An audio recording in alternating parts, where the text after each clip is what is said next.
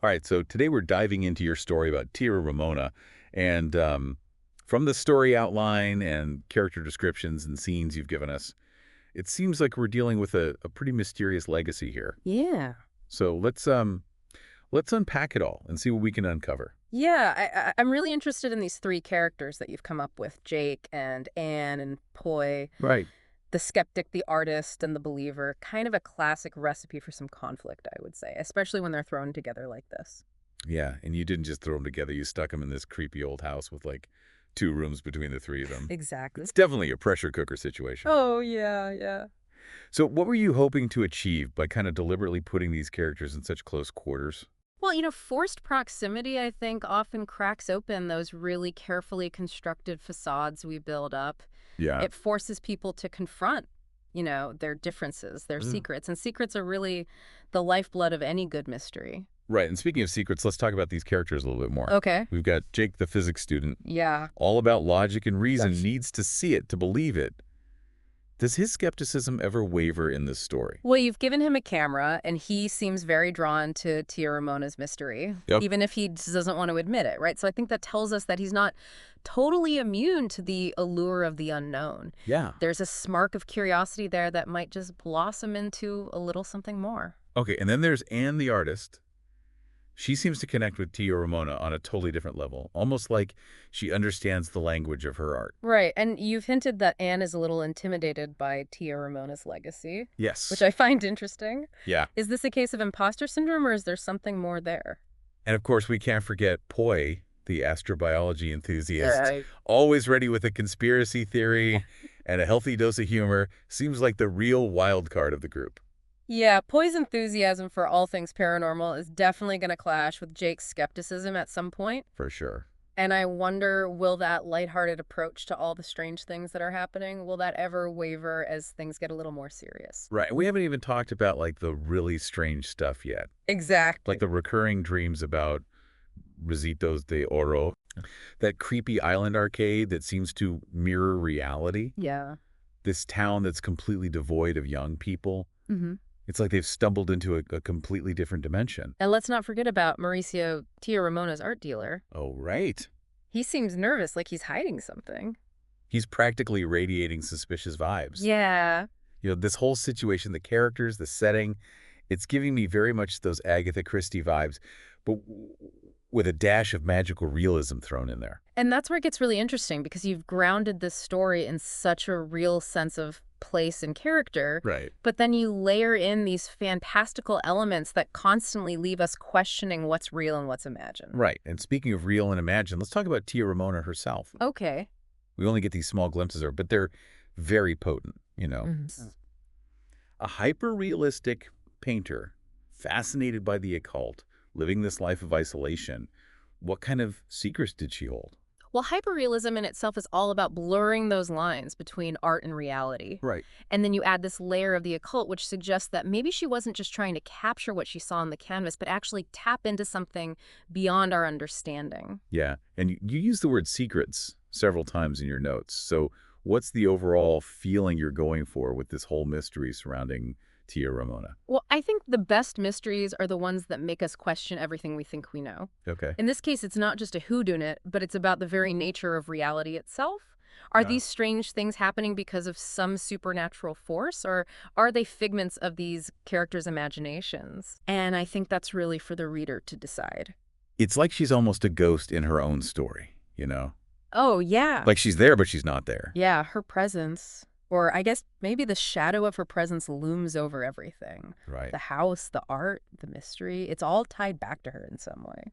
And we only get these little pieces of her life, like you mentioned, her fascination with the occult. Mm-hmm. Are you going to delve deeper into that, or is that just kind of a background thing?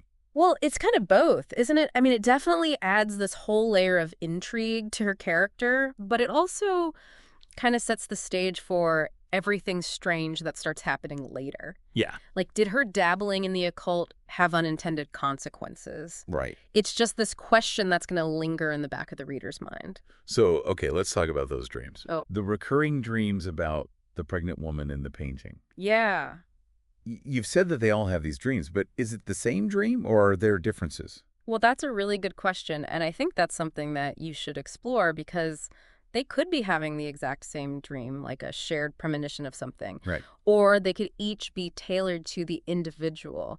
Imagine Jake confronted by something totally unscientific in his dream, Right. or Anne having to kind of wrestle with Tia Ramona's shadow, Right. and then Poi maybe just getting confirmation of like every wild theory. Right. And you've woven in this really intriguing detail about a golden thread Right. that connects them in the dream. Yeah, I thought it really spoke to their shared destiny, Yeah. bound to her and to each other, whether they like it or not. That thread could be literal, like a Right. magical connection, or it could be more metaphorical, representing family legacy bloodlines. It's giving me chills just thinking about it. Yeah, it's a good image. And then there's this other thing, the island arcade that mirrors reality. Right. It's like they're stepping right into one of her paintings. Yeah. What was the inspiration there?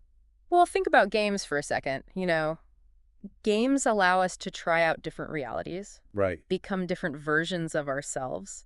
So this arcade, it's a way for your characters to do that. Okay. They can confront fears, test their limits, but all within this safe environment. Yeah.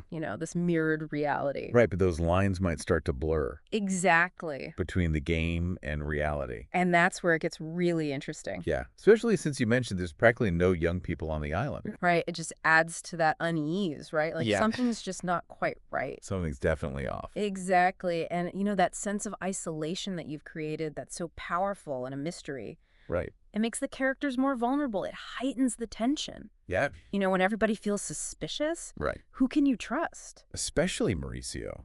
Oh, right, the art dealer. He seems so nervous, like he's hiding something. Well, think about it. Every mystery needs a red herring. Right. But Mauricio, he's a little bit more than that. He kind of represents that intersection of art and commerce, that Yeah. hidden world behind the gallery walls. So what if he actually knows more about Tia Ramona's art than he's letting on? Right. What if those paintings are actually the key to the whole mystery? And then you mentioned a back room in the gallery. A room that is strictly off limits. What's in there? That's the million-dollar question, isn't it? Right. It could be something totally mundane or it could be totally life-changing. And that's what I love about it, Right. because it lets the reader fill in the blanks. So let's talk about the art itself. Okay. You mentioned hyperrealism and the occult. How do those two things go together in her work? So imagine standing in front of one of her paintings, right? And you see every little detail, every brushstroke, and it's so precise you would swear it was real. Okay. But then there's something in the subject's eyes, as like a glimmer of something otherworldly, and it unsettles you. Okay. And it's that blend of the familiar and the strange that makes it so captivating, so unnerving. Yeah. And I think that's the feeling you should aim for in your writing. So you've created a world where nothing is as it seems, Pretty much. and you're using art to explore some really big questions. Because art has that power, Yeah.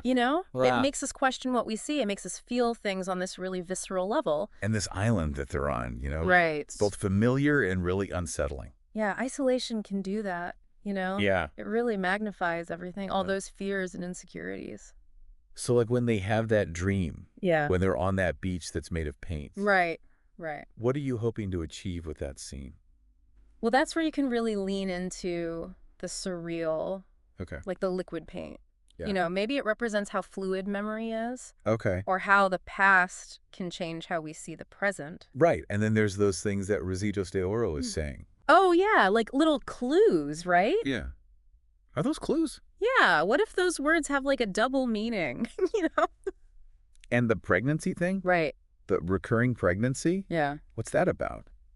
Well, pregnancy, it's about creating something, right? Right. It's about legacy, about passing things down. Okay. So maybe it's connected to like a fear of what they might inherit. Right. Or maybe just like a need to understand it, Exactly. like where they come from. Yeah, that golden thread you mentioned. Yeah. It's almost like an umbilical cord, Right. connecting them to her and to each other.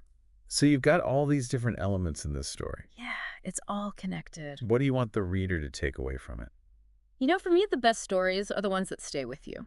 The Yeah. ones that really make you think and make you feel something. And this story has the potential to do that. Yeah. You've given the reader this mystery to solve, Yeah. but also this look into family dynamics, Right. the power of art, the nature of secrets. So by the end, they should just feel something. Yeah, like a little unsettled. Okay. Like maybe there are mysteries hidden in plain sight in their own lives. I love what this was amazing. Yeah, it's going to be good. I can't wait to see how it turns out. Remember, the journey is just as important as the ending. That's true.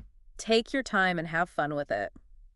Well, that's all the time we have for today's deep dive. Yeah, thanks for having me. We'll be back again to help you unravel your next creative puzzle.